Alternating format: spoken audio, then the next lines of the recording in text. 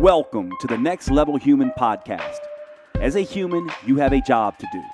In fact, you have 4 jobs: to earn and manage money, to attain and maintain health and fitness, to build and sustain personal relationships, to find meaning and make a difference. None of these jobs are taught in school, and that is what this podcast is designed to do: to educate us all on living our most fulfilled lives through the mastery of these 4 jobs. I'm your host, Dr. Jade, Teta, and I believe we are here living this life for 3 reasons and 3 reasons only: to learn, to teach, and to love. In this podcast, I will be learning, teaching, and loving right along with you. I'm grateful to have your company. Here's to our next level.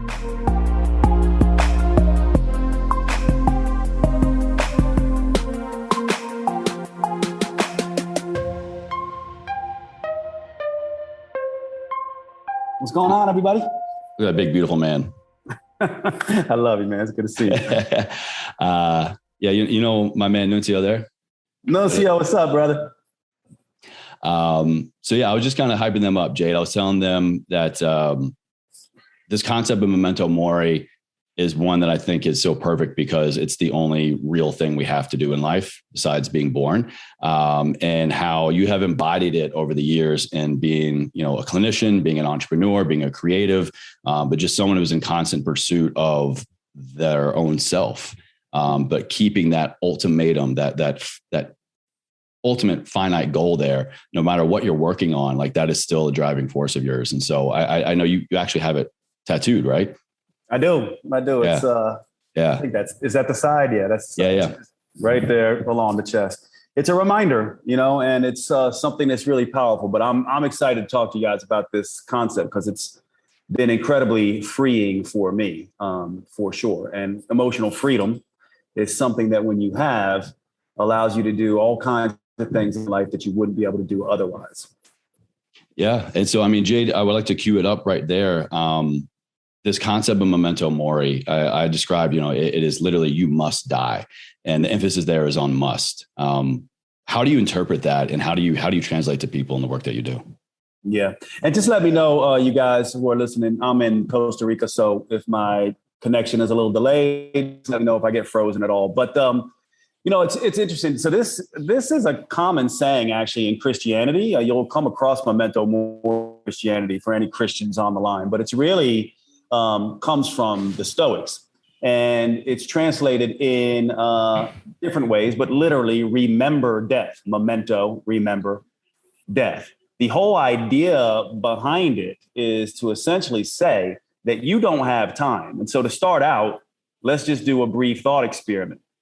Let's say that I told all of you that you don't die. It doesn't matter. You get hit by a car, you don't die. You get shot in the face, you don't die. Like, you're just not going to die, period. You're not going to age and die. You've got eternity to be on the planet. And then if I also tell you, you also have this one big thing to do that people need, right? There has not been anybody on the planet, in my mind, like Chase ever, nor me, nor all of you, nor will there ever be. Okay? But you get to live forever. Nothing is going to harm you. And you have one thing, let's call it special cargo, that you have to deliver on this planet.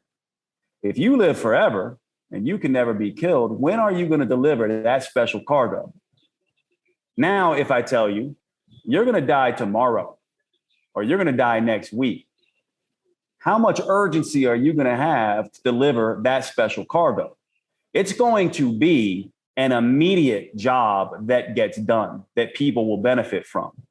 And so when the Stoics talk about Memento Mori, it's not to scare themselves. It's not to be tough and courageous. It's not any of that. It is the ultimate anti-procrastination device. If you believe you have special cargo to deliver, and I believe you all do, I believe that's why you're in this program with Chase in the first place, right? That's why we do this self-development work in the first place, so that we can deliver our special cargo. And you have no time ticking to force you to do it, then you're likely to do anything but that. And that is the big thing about Memento Mori. Always remember death. You have no time. You do not know when it's coming. It can happen in 15 minutes. It can happen in 15 days. It can happen in 15 years. For all we know, maybe it happens in 150 years with advances in anti-aging and everything else. But you're going to die. And you have got to do your work. Otherwise, why are you here on the planet? Now, the other thing I'll say about this is it scary, right? Is this scary when we talk about death? From my perspective, it's not. One of my favorite actually sayings about death is Socrates. You know what he said? You know, he's all about logic, right? So he says, death is either a dreamless sleep or it's a bodiless life.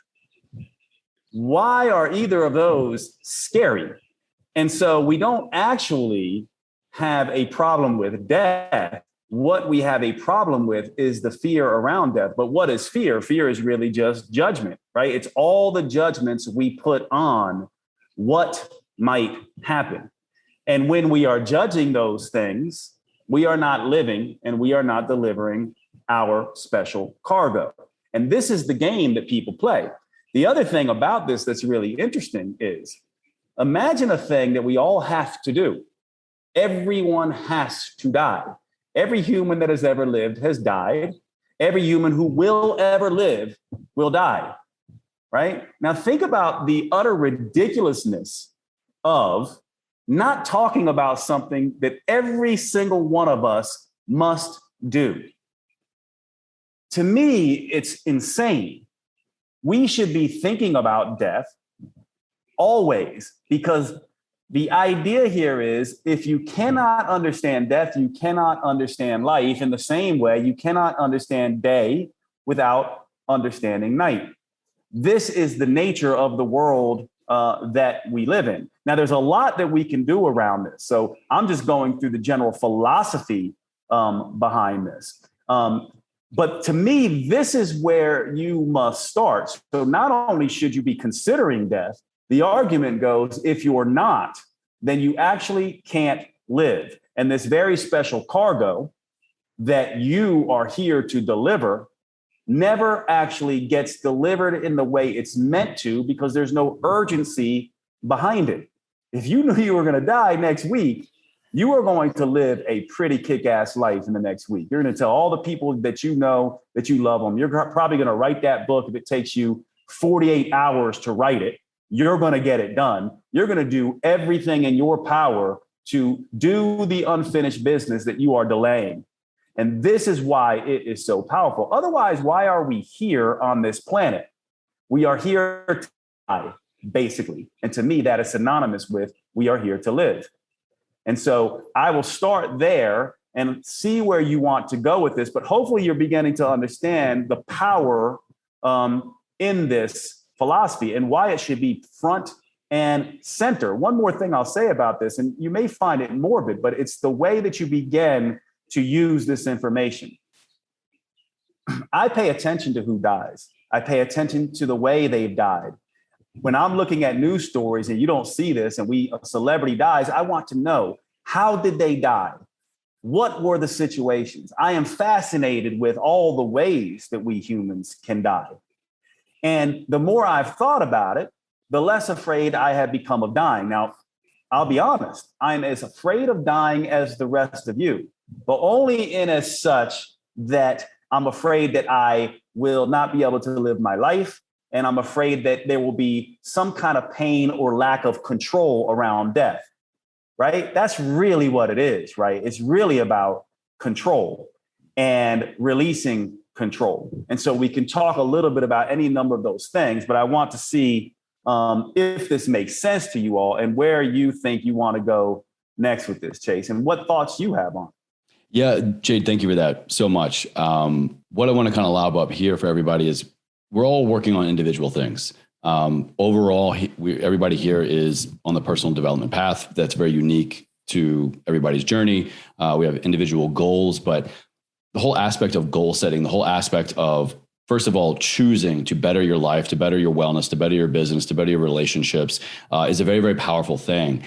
But sometimes the next steps are confusing. The next steps are scary. The next steps are uncertain, or we don't keep them consistently enough. We don't respect the decision we've made.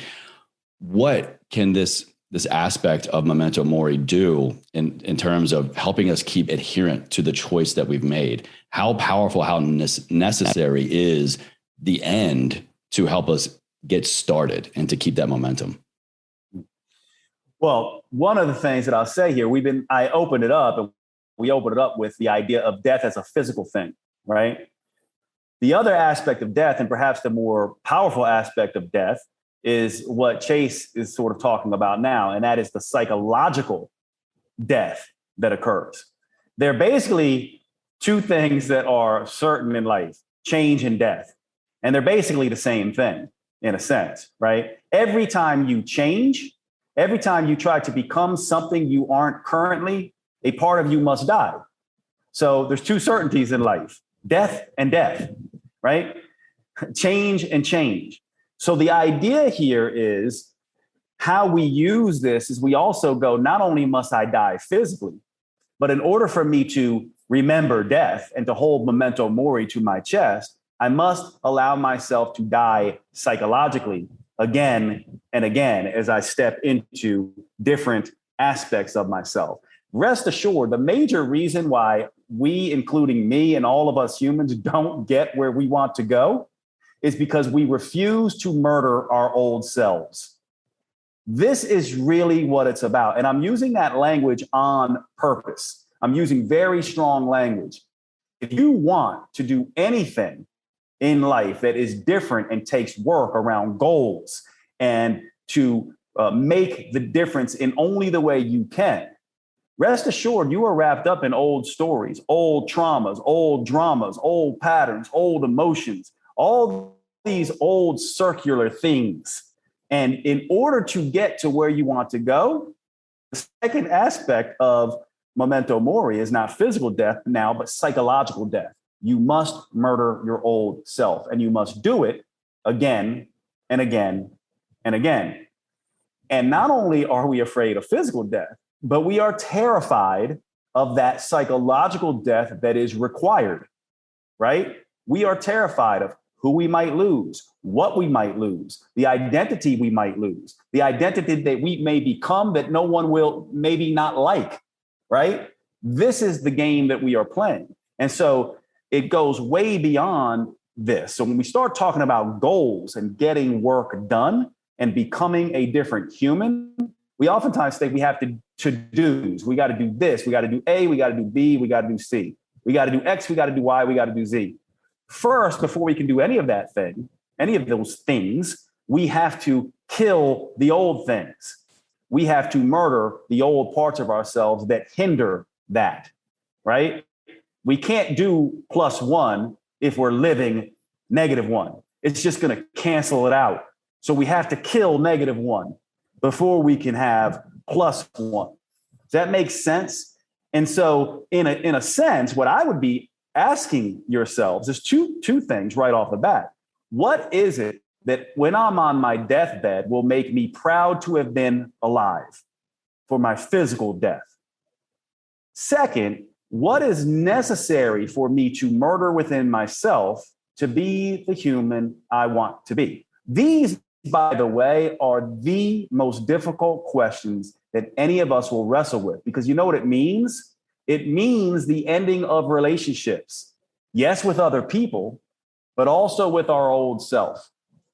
And we do not like that because we don't want that kind of uncertainty. We sit in this gap of, I want this, but I don't want to give up this. Right? I work in the health and fitness field, and oftentimes tell people, it's like, people really don't want to listen to the advice I say. What they really want, the reason why diets don't work, you know why? Is because they just want to eat what they want to eat.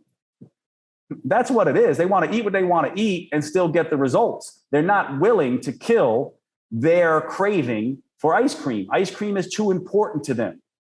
A lean body is not as important to them as ice cream. And until they murder their relationship with ice cream, they can never be the person they want to be. And this is the game we play in every single aspect of our lives. Jay, would you say that's kind of the psychological aspect you're talking about there? Is that the struggle that we need to be having top of mind? Is we're not, you know, we may not be on a diet. We're not willing to maybe give up the ice cream. We have not yet prioritized that end result we're after. But with the psychological self, the psychological death, we're not yet willing to give up our own identity. Or in my experience personally, I think it's also, we don't fully understand what identity we're giving up. We're not even at a point to where we know what we're sacrificing, what we're giving up to step into this growth phase. And so I think that's a really important concept to remember here, is that before something can die, we have to kind of put a name on it. We have to give it a face. And so that in and of itself is its own form of work. 100%. I love the way you said that. And the way I would start this, if I was talking to all of you and you were saying, you know, Jade, how did you, do what you did, or what parts of yourself did you have to kill, and how to follow Chase's logical reasoning here, did you discover those things? You know how you discover those things? It's pretty easy. And let's play a little game. Imagine, just for a second, we'll get a little bit new agey and woo-woo. And I'm not saying I believe this. It's just a fun game. But let's imagine you have spirit guides, okay? And let's imagine the universe is trying to talk to you, and it wants you to do certain things, right? Let's just imagine that for a minute. How would the universe, or quote, spirit guides, talk to you in this dimension of matter, space, and time? They would probably show you repeated things, wouldn't they? Repeated obstacles, repeated patterns, emotions popping up over and over again. Maybe if you're really into new age stuff, maybe they show you 11 and 11 over and over again to get your attention, right? Again, I don't necessarily believe this, but my point is, if we just play this game for a minute, what you'll find is the things that you need to change are the patterns that are repeating and keeping you stuck. Each one of us knows someone and has seen within ourselves patterns that repeat, emotions that come up again and again and get stuck, right? And obstacles that seem to appear again. There it is again, the same amount of money. It doesn't matter. I'm making $20,000 more, in my bank account, and yet I'm still not being able to pay my bills. Here it is again, a different relationship. It feels like the same person. Here it is again, that same feeling of not feeling good enough, not feeling worthy enough, being afraid to use my voice. These are the psychological deaths creeping up. These are the psychological cancers that are taking your life that you need to exercise, in a sense. These are the things, and these are the starts, and you can name those, right? To Chase's point, you have to get very specific about those. You can name those patterns. You all know exactly what they are, don't you, in your life? We know what those are. And so step one is pattern one, pattern two, pattern three, emotion one, emotion two, emotion three, recurrent obstacle one, recurrent obstacle two, recurrent obstacle three. And once you get those, then you begin to look and go, what is it that I am being in the world? How is it that I am being? What am I refusing to give up that will not allow me to progress forward? And catch that there. Giving up something is killing a part of yourself. Is it not? That is ultimately what it is when you really give up something. And that's the thing that we don't really want to do. Let's say you've got a drinking problem, right? And it's, you're not an alcoholic, but you're drinking every single night. And it's become a bad habit, and it's recurrent. And you see the pattern. It's like every time I'm alone or I'm not in a relationship, I'm, drinking wine or something like that, right? Ultimately, you have to essentially go, I am going to kill the emotion that craves the wine. Okay. It's not about stop drinking wine. You can't do that.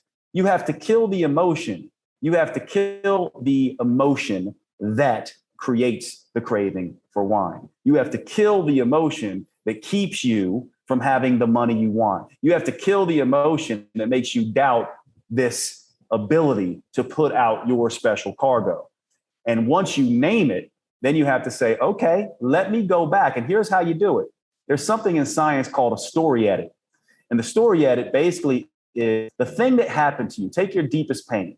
I know Chase's, he knows mine. You all know yours, right? We all have them. But take the thing that has been most traumatic for you, and you basically write the story of who you were being up to that pain point. Okay? That's the old you. And write it in detail, all things you did. This should be something that you are responsible for, right? So when you think about it, some of us have pain that is something that we didn't really do, okay? But others have pain that we created, self-inflicted wounds. So focus on a self-inflicted wound. Write out how you got there in detail, okay? You know that history. You can get it out. Now, from there, you write forward in time as if you're a movie producer and director, and writing out the plot and the script of how that being of you created this new being of you. And what you will find in any good movie, in any hero's journey, is that the hero has to go through a personal death before they get the insight that sends them into their new self. And so you write the story of who you were, you write the story of who you need to be, and immediately in those two stories opens up all the gaps of the things you must kill. And then you begin to be different. And if you want to know the science behind it, it's, that old saying, cliche saying, at least in my field, some of you may not know, but brain cells that fire together, wire together. They literally create a new you. You are not, I hope, your adolescent self. Much of your adolescent self has been killed off. We hope. Now kill off the rest of it. And Jay, for me, it's that this concept I think is more obvious on the other side, or at least when I've realized that an old version of me has died, or consciously or subconsciously, it's because I'm on a rebirth. I'm on a new. Case in point, anybody here, have you read something that just inspired radical action, or even just minimal action, but you read something, you heard something, you interpreted something that inspired you to change your course of action, whether that's immediately in that day, you had a conversation, you had a realization, you had an experience, you maybe promotion at work, a new client, you gained weight, lost weight, whatever that marker for success or a new thing was for you that felt good, that was an elation, that felt like it catapulted you. In that moment, you are in a rebirth. Well, in order for that to happen, a version of you had to have just died. And so to maybe grab hold of this concept even more, just reverse engineer it. So think about a time when you were on the other side of success, when you had an epiphany, when you crossed this finish line, when you leveled up in any way. The moment that you realize that happened is also the moment when an old version of you is gone and dead. And next steps for me there is, that's a great realization. It's cool to be on the other side of this, but I think there is worth and there's necessity to kind of turn back in a way, respectfully, mourn that death. We recognize what has passed, and and it's a mourning of our own self. It's a mourning of who we used to be, how we used to think, how we used to go about the day, what we used to do to contribute to others or lack thereof. And within that mourning process, I think if we can have this lens, we can probably extract even more out of that transition, right? There's no question about it, because think about it, right? Like, success, we oftentimes repeat success. So just like we have patterns of dysfunction and patterns of failures and patterns of obstacles, we also in our lives have patterns of success that we have used that work well for us. A typical example of this is, someone who's been very, very good in, let's say, health and fitness pursuits, but horrible in personal finance pursuits. They have a very particular way of approaching health and fitness with discipline and, doing the things they need to do and prepping food and this and that they don't bring those same success patterns to health or to the financial space. Now, it's not a direct correlation necessarily, but there is a degree of success built in that you can bring into other domains. And if you don't look backwards to see how you leveled and got to your next level in one domain, you may miss the things that you have done that will help you get to the other domain. The other thing about this too is that in that process, looking backwards, writing what happened and then moving forwards versus being forward and looking backwards is it uncovers stories. Really, when we talk about a psychological death, what we're really talking about is the stories that we unconsciously live. Most of these stories were written for us, by the way. In a very real sense, we humans are, we are sort of domesticated, right? We're domesticated by the culture we live in and the family we grow up in. And these stories are everywhere. And we don't even know that we're living them. Stories like wine, jocks are not smart. You're a football player. You a job.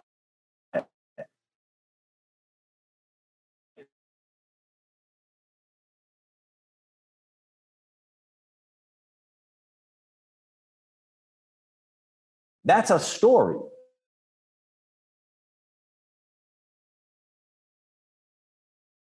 Repeat those in other areas. And so, in a sense, you have to kind of look at this as always thinking about, I don't have time. I may not be around. My physical death is coming. I better do my work. And number two, in order to do my work and unload my special cargo, I need to become a different person, which means I have to die before I die, right? And this is, by the way, a lot of traditions talk about this. If you're into plant medicines or you're into meditation or you're into any of these things that people talk about, essentially what they're doing is they're trying to die before they die. And there are many different ways to do this. Putting yourself, jumping out of airplanes, swimming with sharks, taking plant medicines, doing meditation, putting yourself in precarious situations. All of these things are us humans attempting to die before we die. I call it the fear PR, basically. And the fear PR basically is something that you take that you are afraid of. Let's say, to make it super simple, spiders, okay? Terrified of spiders. Well, the fear PR chips away at that fear of spiders, slowly destroying and murdering different pieces of the psyche. So first, you start watching documentaries about spiders. Second, you go and look at spiders at the zoo with glass in front of you. Third, you go and touch a spider with a stick that's inside a cage. Fourth, next thing you know, you're holding a spider or the spider's out in the room with you. And guess what? This is not made up what I'm saying. They've actually done this in studies where they take arachnophobes and do this process with them over a 4-hour period. And they take people who are terrified of spiders and literally murder that old self. And next thing they know, they're holding these tarantulas within 4 hours. And we have the ability to do this. You have to chunk these fears down. Behind all those fears, by the way, are stories, right? So hopefully you're starting to get the point of how this works and how death, both physical and psychological, are the things that are forcing this whole mechanism, in fact. Jade, I'd love to keep going there a little bit more if we could, please. I don't know if anybody here is afraid of spiders or, afraid of sharks or afraid of, kind of these tangible things. I like to apply that to the fear of growth, the fear of success, the fear of I'm not good enough, the fear of failure, the fear of leveling up in whatever we are here to work on in particular. In my experience, usually we are the most limiting factor in that scale. We are the most limiting factor in that growth because it is our own fear of taking that action, or even fear of, well, what if I succeed? What if I become this different person? What if I change? Because that's so uncertain. The brain doesn't do well with uncertainty. So we then begin to catastrophize because, well, if I change, then that means the people around me are going to change and my relationships are going to change and my job might change and all this change. Is it worth it? Is that change worth the other side of this fear?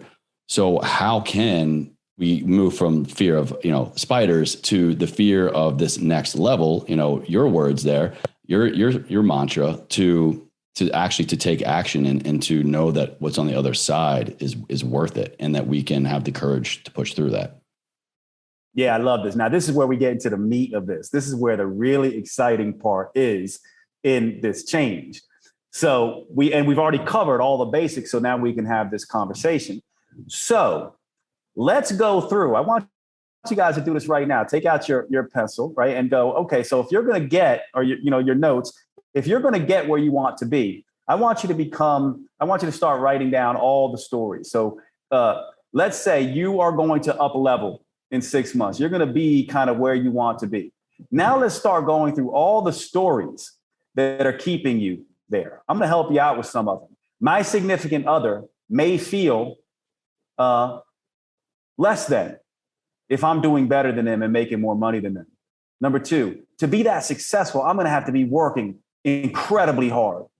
Number 3, people who have lots of social media followers are arrogant. They're so self-centered. Like, I don't want to be that, right? What other stories can you tell yourself? This is what you're doing. You may not be conscious of it, but this is exactly what you're doing. If I have that much money, it's going to be more money, more problems. What am I going to do with that? What is my family going to think if they see me doing my job and doing X, Y, Z? These are not small things, you guys. These are huge things. Jumping in real quick to tell you about one of our newest sponsors. And I am super excited about this sponsor because it is a tool that I have been using ever since I found out about the company. So let me set it up this way for you guys. What if you could peer into your metabolism and see exactly how certain foods are impacting your health and fitness? What if you could essentially look into your bloodstream and say, that particular food did this to my blood sugar, and this particular food did that to my blood sugar? Would that not be cool? Well, this is exactly what Levels Health does. Levels is essentially a continuous glucose monitor that monitors your blood sugar levels throughout the day. Every 5 minutes or so, it is taking a reading of your blood sugar levels and telling you how stress is affecting blood sugar, how your sleep is impacting blood sugar, how the different foods you are eating are impacting your blood sugars. You get to see in real time how all of these things are impacting one of the key indicators of health in your body, blood glucose concentrations. This is why Levels Health is so powerful. Continuous glucose monitoring is perhaps one of the best tools that we have been given ever in the health and fitness world. And here is why. Each one of us are different. We talk about that all the time on the Next Level Human podcast. I always am mentioning to you to stop following one-size-fits-all diets and instead start listening to the signs and symptoms that your body is giving you, the biofeedback that your body is sending you. However, that is somewhat subjective, isn't it? So how do we know, for example, if something that we think is healthy may not be that healthy for us? Well, now we have an objective tool, a continuous glucose monitor that will tell you exactly how certain foods are impacting you. And there's lots of research on this. I'll give you one example about this. Sourdough bread, for example. It is very popular for people to say, well, sourdough bread is different than regular bread and has less of a blood sugar response than other breads. And that's based on some research that compared sourdough bread in terms of its glycemic index to regular bread. Except as soon as you put a continuous glucose monitor on different individuals and give them regular bread or sourdough bread, you will see that in some people, sourdough bread actually raises blood sugar to the same degree or even more than regular bread. And this is across the board with many different types of food. Now, wouldn't it be incredible if you had this tool and you could wear a continuous glucose monitor every day and be able to get your blood sugar levels every single day? You know, when I used to do this in the clinic, I would have to do blood sugar. I would have to stick people's finger or have them do it themselves. And what I would do is I would take a blood sugar measurement before the meal, then 30, 60, and 90 minutes after the meal. And I would try to infer from that data what was going on inside their body. Now I can get all of that data all at once from a device that you wear for 14 days straight and then switch it out. I've been wearing the continuous glucose monitor essentially since it has come out. And Levels has the best app in the business, in my estimation, in my opinion, in terms of how they measure and how the app delivers the data to you. You can actually enter in exactly what you ate at the time you ate it and see the corresponding blood sugar curves that are going on with this Levels device. I could not be more excited for the CGM technology, the continuous glucose monitor technology, and I could not be more of a fan of Levels Health in terms of what they have done to bring this technology to the masses. I love that they've decided to jump on board with Next Level Human and become a sponsor. And I hope that you will take advantage of this company to really master your metabolic health by getting on board with a continuous glucose monitor. Check them out, levelshealth.com. That's levelshealth.com. Check them out. They are one of our newest sponsors. I'm super excited about them. And now let's go ahead and get back to the show. These are the things that you are not thinking about that are holding you back, that you are terrified of, that I am terrified of. I'm human just like you, right? I'll tell you one of my big fears, okay? And I still have trouble getting over this. Jade, if you have all these following and you're famous and you're selling books the way you want, then famous people are assholes. Then you're an asshole, man. Then you're just this asshole dude. I want to be humble. Like, I don't want to be an asshole. I don't want people, You're not, by the way, Jade. I'll throw that out there.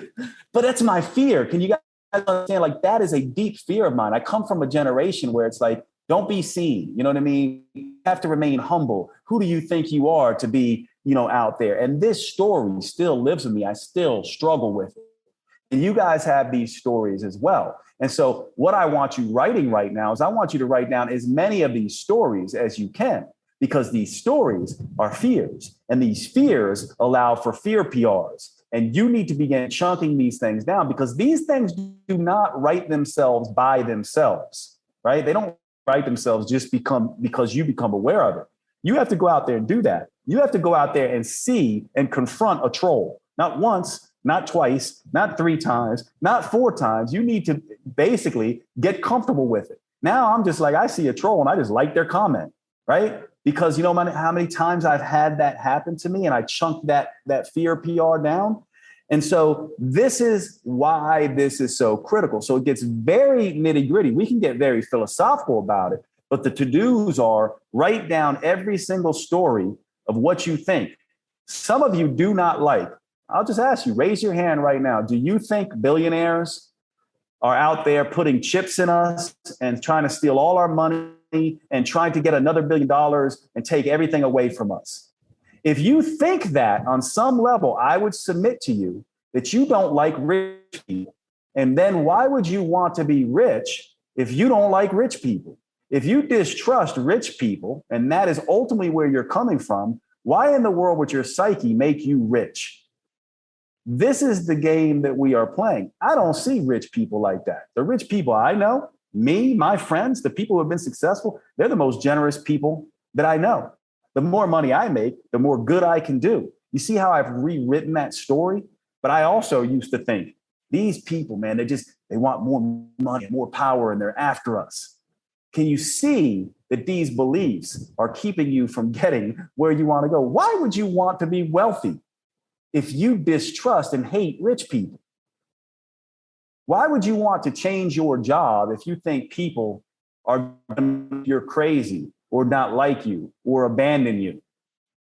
You see how it works? And so you have got to begin to chunk these things down in a very big way. And this is Memento Mori in my mind. Remember death. Remember these stories. Murder these stories. How do I do it? I go to battle with them. I chunk them down. I become aware of them to Chase's point. I make them crystal clear in my mind, the stories that I'm telling. And then I go, I am going to kill you. And I'm going to do it with my sword first. And then I'm going to kick you here. Then I'm going to do that. And I'm going to take this process. I am not going to be this human anymore.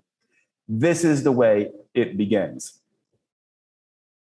Jay, there's another unique aspect of death that comes to mind for me. And he's not here right now, but there's for sure somebody else in the group on the replay that is living and acting because of death that they've experienced, loss of a loved one, a sibling, in my personal experience, a father. And I didn't realize how much of my life I was living. I thought I was living out of running away from death. The untimely death of my father, me 19 years old, from 19 to 35, I was living my life, doing everything that I could to not have an untimely death, to avoid anything and everything that possibly could happen that I thought could happen to me, despite how real that might have been or not. But through work like this, philosophy like this, plant medicine, breath work, various modes to tap into levels of my conscious and subconscious and to get into altered states of, I realized that I wasn't actually living. I was just running from death. And I think judging by everybody's frozen screen, I think, did I freeze again? I'm going to wait a second here to come back.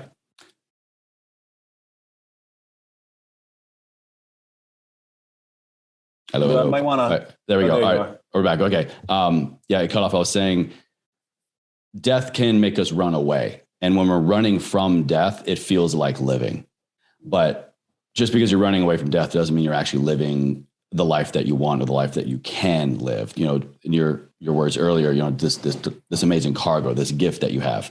And I personally feel like I have not actually truly been living my life until the last year and a half, through everything that I was just sharing. How can the fear of death make us not live our life to our full potential, if that question makes sense? Yeah, well, it's really interesting, right? Because death, especially for loved ones, is a really interesting thing. It's also a really beautiful thing. And here's the way I see this.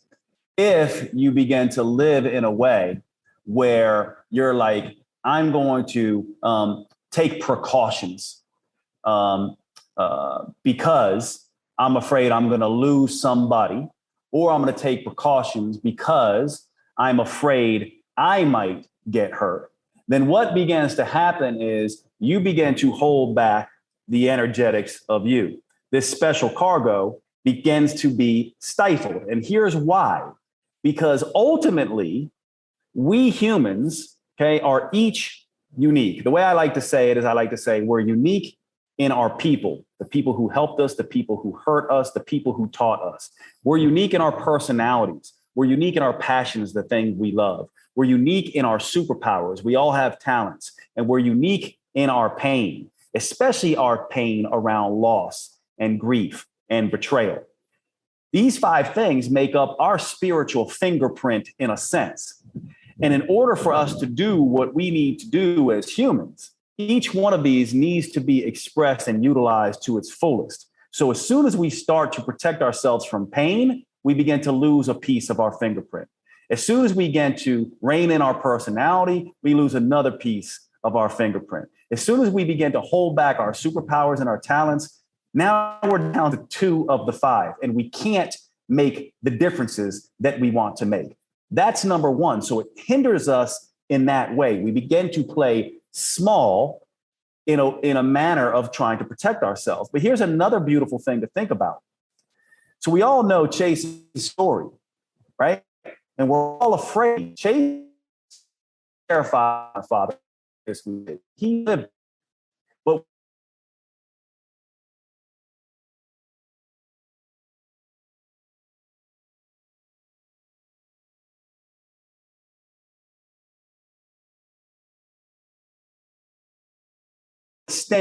and so in a very real sense, he is now not just living for himself, he's also living as an extension of his father. And this literally gives me goosebumps as I say this, guys, because you can feel this. This is what we mean by love is eternal. Chase embodies not just himself now, but he embodies his father, and his father lives on in that. And his father will live on in Chase's children and everything he does. And if Chase is holding himself back out of the fear and the pain that caused, he stifles not just his own growth, but he also stifles the energetic ripples that his father left for us all. Can we see that that's the way this works? So in a sense, this is how it works. And it's also why we must die. It's why my father must die too.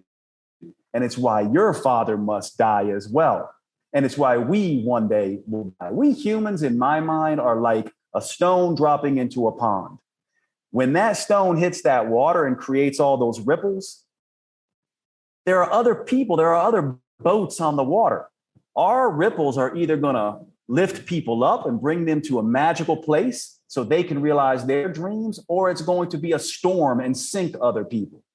And the time we have, long after our pebble sinks to the bottom of that lake, those ripples are still going.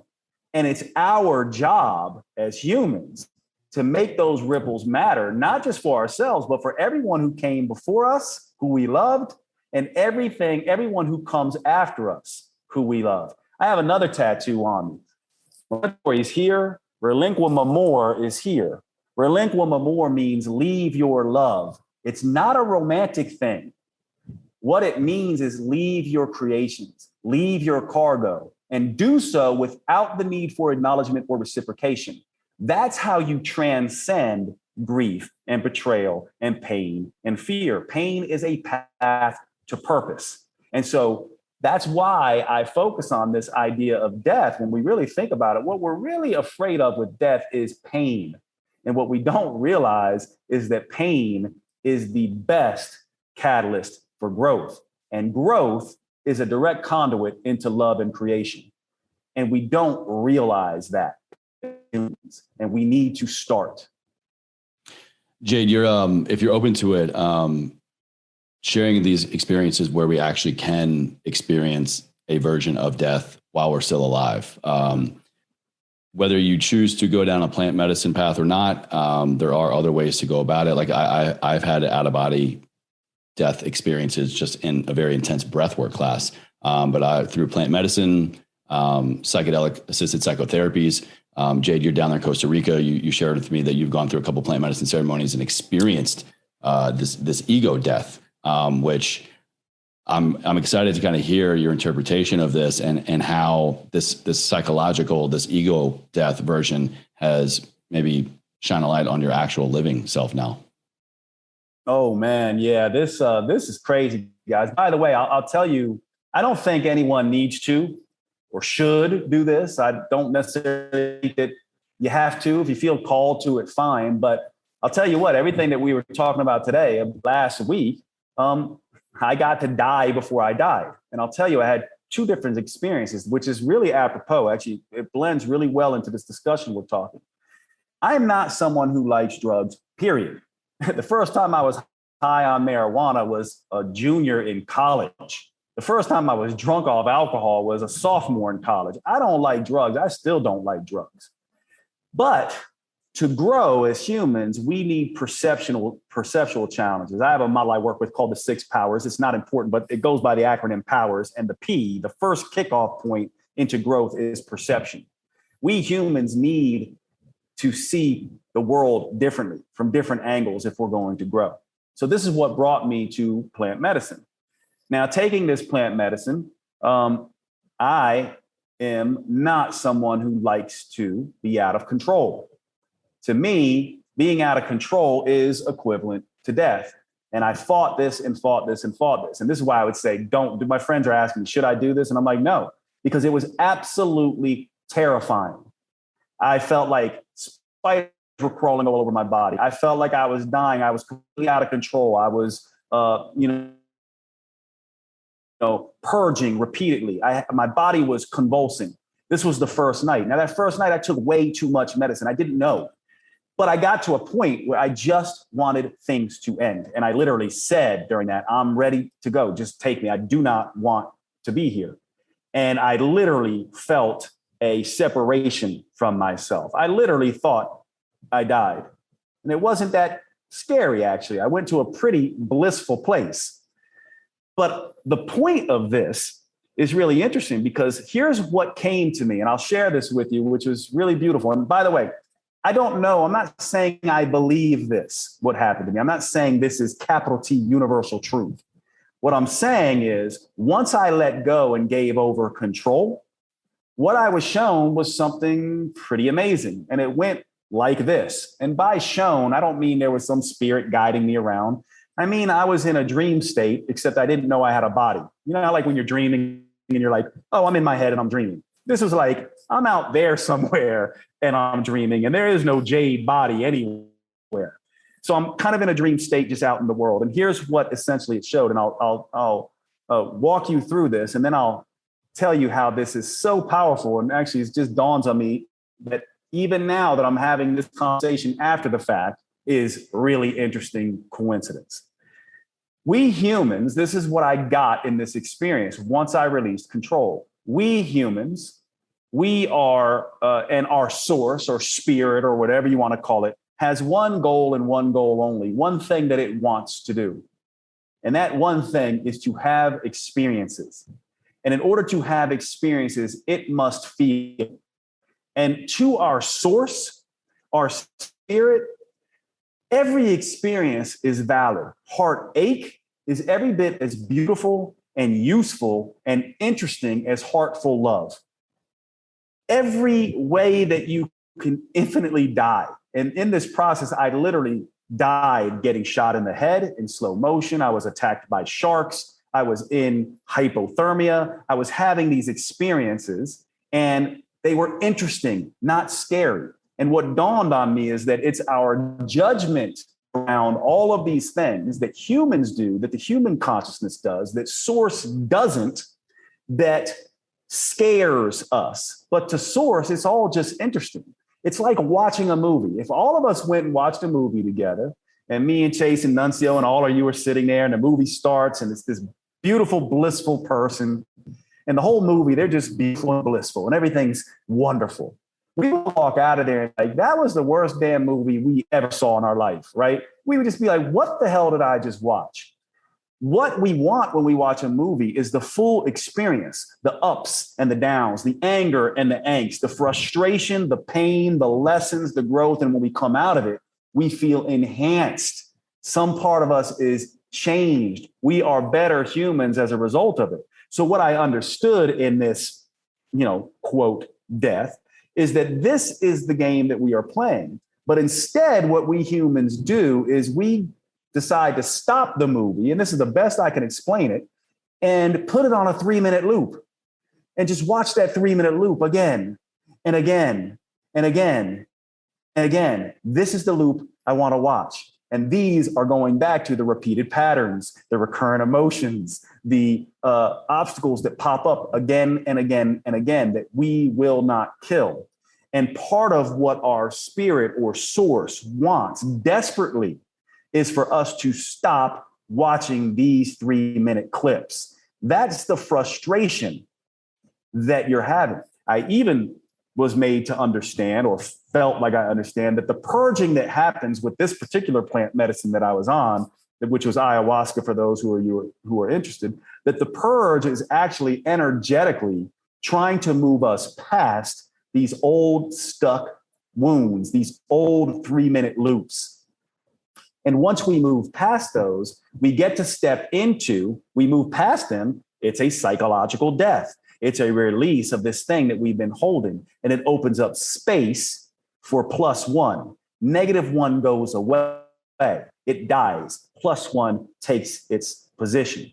And this is what I think is really interesting that we're having this conversation, because this experience I had was a feeling of physical death, but also the mechanism by which we need to approach psychological death. So when you go back to these stories that you wrote down, see them as 3-minute loops that you continue to want to watch. And that is why your story keeps getting caught up. What must you do to break free from that 3-minute loop? It's not about your partner being different. It's about you being different. It's radical extreme ownership. It's the idea that I will show up differently, period. It's not that people are toxic. It's that you keep exposing yourself to toxicity. These are the realizations that I think we need to come to. I don't think, by the way, that you need to do plant medicines to get this. I have had this experience for me in writing. Chase has talked about it in breathing. There are many different ways to do this, but we must do it. And I actually think the most powerful way to do it, the one that is easiest, has nothing to do with esoteric plant medicines or anything like that at all. It's simply, I am going to be a method actor. I am going to play a new role. And I am going to wake up tomorrow as if Steven Spielberg put his camera on me, and it's on me, and it's staying on me, and they are watching me. And I have to play this part as if my life depended on it.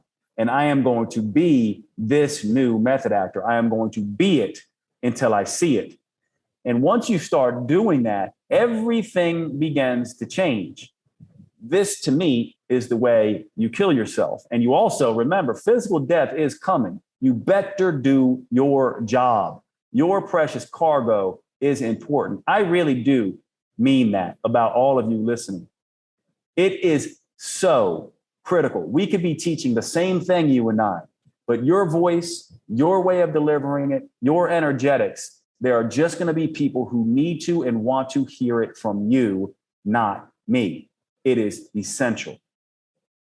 I'm sorry to break into the show, but I wanted to take a second to cover one of our sponsors and tell you all about Paleo Valley at paleovalley.com. These are the grass-fed sticks that I tell you all so much about, that all of my friends know I have on hand constantly. They are in my car. They are at my house. I keep them at my sister's home and my parents' house.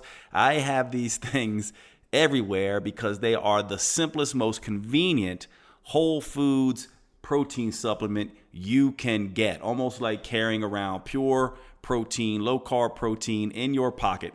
They also, these Paleo Valley beef sticks are the only 100% grass-fed and grass-finished beef sticks on the market. They use organic spices. They are naturally fermented instead of using nitrates and nitrites that can be a problem in some of these cured meats. And they simply taste fantastic. Check out the original or the jalapeno. Those are my favorites. Please make sure you go over to paleovalley.com and visit. When checking out, use the code NEXTLEVEL for a 15% discount. Remember, our sponsors keep the show going by you giving them your patronage and spending your money on these high quality products. You actually do a few things. One, you're helping to support the podcast. And two, you are helping your health. And three, you are making sure that good quality companies like Paleo Valley can be out there doing their business, changing the world, making the earth better. One of the things you may not know about this is that grass-fed organic and grass-finished beef is doing something that is so utterly important for our environment, actually helping to repopulate the topsoil. A lot of people don't know this, but our topsoil is being extremely depleted, and raising animals, especially cattle, the correct way helps to get that topsoil back. This is one of the reasons why I love Paleo Valley. Not to mention it tastes fantastic, but they're one of these companies, like my other sponsors, Cured Nutrition and Organifi, that are doing the right things by the environment. I really appreciate everything they do, and I hope you will check them out. Thanks so much. paleovalley.com. Use the code NEXTLEVEL. And now back to the show. If you die before you die, you will not die when you die. It's this incredible phrase I picked up from a recent book. I would recommend if anybody's interested in kind of this philosophical, religious, and psychedelic kind of amalgamation, this book called The Immortality Key. Incredible. But Jade, I just want to say thank you again for your time here and your expertise, sharing your journey, your story with us here. This has been a great reminder for me for so many things. I've picked up so many new aspects, and it's this whole concept is meant to be a reminder of the ultimate thing that we all only have to do so that it can be can be that dark passenger with us, each day. It can be the Steven Spielberg on camera on with us every day. It's not meant to be scary. It's not meant to be fearful. It's just meant to be an honest reminder of what matters. And so with that, I want to say at the beginning of the call for everybody that was here, I had you write down 3-year priorities for tomorrow. And now on the 4th line, put I must die, and see if that changes any of those priorities, and or just see if that changes how you approach them. I'm not saying that needs to completely rewrite your day, rewrite your goals, rewrite everything. That's not the intention here. It's just meant to be a reminder of why you're doing things and how you're doing them. And I think for me, that's the ultimate action driver when it comes to goal setting, when it comes to anything I'm trying to change or level up in my life. Anybody have any questions, any comments here for the good doctor before we kind of wrap it up for the night? Yeah, Brian, go ahead. Yeah, Jade, really appreciate that. Super interesting. I've never thought about kind of this ego death and this rebirth and that kind of cycle of it before. So it was very new to me. So I appreciate you kind of dumbing it down as much as you could. So I'm looking at my list of my stories, right? And there were some things that you said that kind of implanted in me. I'm like, okay, yeah, maybe that's true. And there's other ones that I kind of came up with independently. How do you audit some of these things, right? Because there are biases, of course, in the way that you see the world. How do you know what are authentic or what might be a cover for what's actually being presented? I guess now that I have the stories written, what would you suggest is the next step to make sure that those stories are real and that they're worth tackling? Yeah. And here's the interesting thing, whether they're real or not, they're going to have an impact on you. So here's what to do. Write down now, next to that, think about the story of your perfect life, the be it until you see it part, right? There's going to be one of those stories that is most detrimental to you playing that part for Steven Spielberg. One of those stories is going to jump out at you right away. It's going to be apparent. You might already see it. Do you guys see it? That's the one that you tackle first. Whether it's real or not, you begin to tackle that one first. And here's what will happen. It will become apparent whether it's real as you begin to be it until you see it. Because you'll start to go through your life and be this thing. And these old stories, they'll fight for your life. You're choking the life out of them. And they're going to kick and scream a little bit. And so they are going to pop back up. And if it's not actually a real story, then there's nothing to kill. You're going to be able to move on really quickly. But the ones that start fighting back, those are the ones that you really need to stick with. Does that make sense? Because they will fight back and they'll make themselves known. As a matter of fact, it's going to be uncanny, Brian. It's going to almost be like the person, all the dysfunctions, the people who've brought out that story, the things that have brought out that story. All of these things are going to repeat. You guys ever notice when you think you've broken a pattern, right? And you're just like, I licked that. Guess what happens? That pattern comes back up, isn't it? It's like that relationship that you thought, I'll never be in a relationship like that again. And then guess what happens? You find that relationship right back in your face because it wants to make sure, are you really going to choke me out? And what you have to do is be like, yeah, I'm choking you out. You know, people like this, right? They're just like, you've had friends where you go, here you go again, man. You don't date people like this. You don't have people like this. There's no second chance here. That's when you know you've licked the story, by the way. It's not it's not 2 strikes, you're out, or 3 strikes, you're out. It's like, no, my next level self does not entertain that even a little bit. It's a 1 strike, you're out. That's how you're going to know, brother. I love that. I love that concept there, Jade. Brian, what just kind of came to mind for me is that it's oftentimes through this audit of these things in our life, these things, these tasks, these habits, these whatever. Oftentimes it's not the actual thing. It's our approach to it. Because like Jade's saying, that's going to come back around. Like we can't actually kill these things that I don't like this doesn't serve me, this doesn't support me. I don't have a good relationship with it, him, her, whatever it may be. We can't actually kill that entity off. What we can do is audit it to realize the level to which it's showing up in our life, and then we can kill off our approach to it. So it's the thing that is going to inevitably come back to test us, like Jade's saying, about, have we killed off that approach? Are we actually, have we transcended from that? That's what actually is going to die. Think about it this way. I think dating is a good thing for this, right? How many of you would possibly even entertain dating the same kind of person you dated when you were 18 years old, barring anyone who's married to their high school sweetheart? You simply wouldn't, would you? Because you are not that person. They couldn't even stick on you. You're just not that person anymore. That person that was attracted to that human is long gone. It's impossible. So yeah, you didn't need to kill it. You just created a, mosquito repellent. It won't even come around you anymore. Any other questions? Yeah, I got a question for Mr. Jade. Brother, thank you again, man, for such an insightful conversation here. I'm going to ask you this. I really, really enjoyed the part, being a filmmaker, being a videographer myself, Yep. The part of playing a new role, and the Steven Spielberg metaphor you said. When the pursuit for the new role, and kind of, like you said, play the role, the camera's on you.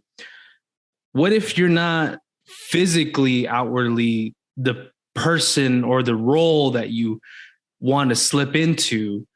I guess I'm going to figure it out through just talking to you about this, but would you say you have to almost play the role of becoming that person to play the role that you want to play?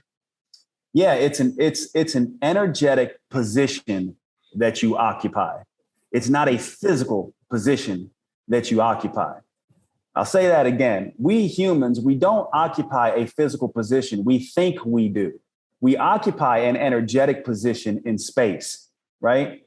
And so if you occupy an energetic position of being overweight or being heavy, your physical nature is going to take that on. Okay. What we do, our perceptual fields then play that back to us, and it's on loop, right? And I'll if this doesn't make sense, I'll make it make sense immediately. How many of you have ever had the experience where you wake up and you look in the mirror, maybe even weighed yourself, and you know that you're heavier than you were, or there's no difference in your physical appearance, but you just look better to yourself? You just are like, I look good today, right? But you really don't. Or, you've lost a couple pounds and you're down 5 pounds, and you take a look in the mirror and you look fat as hell to yourself and disgusted with yourself. Don't we all have the experience of this disconnect between our physical selves and our energetic selves? So what I would say, and this is such an important conversation, this is like, I think, the best question that we all could be asking ourselves, because everyone does this. Before you can see it show up physically, you have to feel it energetically. You have to be able to look in the mirror and energetically see yourself as the person that you are. I'll tell you, I've done this with myself. There's something in psychology called enclosed cognition. What it means is, if I wear these glasses to take a test, I'm going to do better on that test. If I put on a suit and walk around, I'm going to also feel more successful, and my posture is going to change. And so what I would say, Nuncio, to this is, you begin to dress like this person. You begin to do your facial hair like this person. You begin to cut your hair like this person. You go out and buy the shoes that this person would wear. You start doing everything. You rearrange your house to look like what this person would have in their house. And then look at the extensions. You rearrange your refrigerator to what this person would have in their refrigerator. You rearrange the restaurants you go to. When I say, energetically occupy a space, what that entails is you are environmentally changing everything. And so what we tend to do is we go, my environment is my physical body. It's really not, man. Your environment is the energetic signature surrounding your physical body. And Think about this. As soon as you change all those energetic signatures from the refrigerator to your clothes, to what the mattress you sleep on, to the things that you're seeing, to the things that you're reading, to the people you hang out with, is it possible for your physical body to stay the same? I would say not. It's only a matter of time before that physical body begins to energetically occupy the place you already are in. And that is, I think, the mistake that we make. We go, I got to see my physical self change first, then all the outside things will change. No, we need to be it until we see it. When I say be it till we see it, I don't mean just in here. I mean everything out there. That's why I use the word murder yourself. You are gone and you did it violently. There's no peace left that you can point at in your physical environment. Yeah, think about that. Think about how you walk into work every day compared to maybe the version of yourself or the version that would walk in if it was that your boss. Like, how do you walk in versus the promotion that you hope that you get? How do you walk in and, carry yourself in public versus the person who is, this next level version of yourself? Are you showing up in the world acting because like you need this next client, you want this next client, you need this next thing, you want this next thing? Or what about the person who already has it? The model that you set before yourself, it could be one of us here. One of us could be looking at somebody else and going, that aspect of your life, I think I need to work towards it to get there. Well, just what does this person do? We all leave crumbs. Success leaves clues. And for me, it all comes down to everything that Jade just said, but even just in your habits. What habits does this successful version have of yourself or this person you think is out there? What are they doing in the mornings? What are they doing with their time? Are they wasting their time? Are they time blocking? Are they saying no to things? Are they saying yes to things? Who are the people that they surround themselves with? What movies do they watch? How do they fill their free time, their work time? How do they honor their time? For me, it all comes back to time, you can tell. And just you kind of like you reverse engineer everything from the outside in instead of the inside out. And I couldn't agree more with Jade. I mean, that version of yourself will literally just one day you look in the mirror and be like, oh shit, there they are. Because everything else has been manifesting it. Yeah, it's funny. If you go back and look at, you'll see this. If you go back and look at pictures of myself from 10 years ago, it's not a human that I recognize. It's not. And nor does any environment that I live in resemble any environment that I lived in then. That's the way it will happen. And it will happen. Yeah. Yeah. I love that question, Nuncio. Thanks. That's a really important one. I think it really embodies the whole aspect of here, Memento Mori.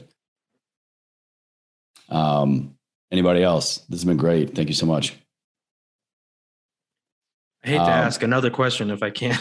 yeah, go ahead, man. How would you say, kind of going from that, how would you say outwardly other people that have a certain image of you and you want to take on this new role, how would you deal with that? How would you? They don't. I'm sorry to jump in there, Jay, but I'm just going to tell you, they don't. It's your own perception. You're not who you think you are. You are who you think everybody else thinks you are. And I don't mean you. I'm saying that in general. It's our own perception. 9 times out of 10, it's our own perception. We think of ourselves what we think other people think of ourselves.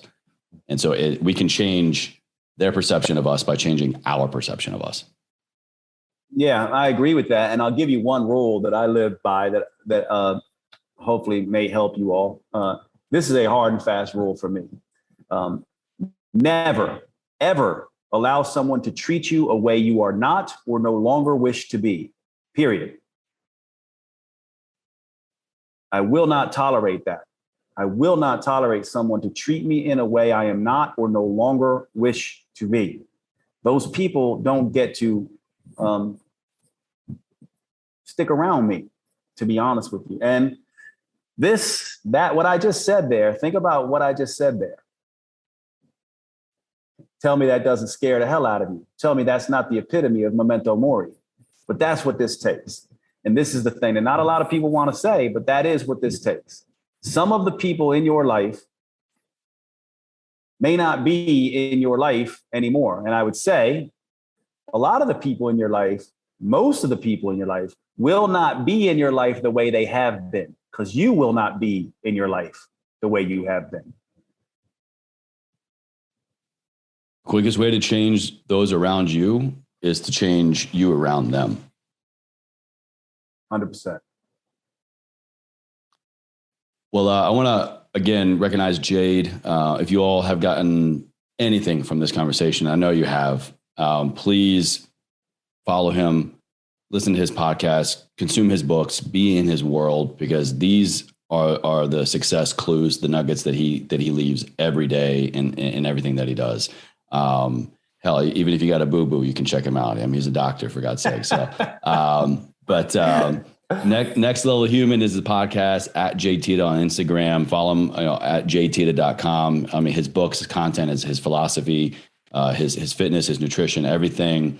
Imagine getting fitness and nutrition advice with somebody with this perspective. It'll change your life. Chase, love you, brother. Nuncio, love you, brother. All of you guys, thanks so much for hanging out. Really enjoyed meeting all of you, and I'll see you on the Instagrams and other places on social.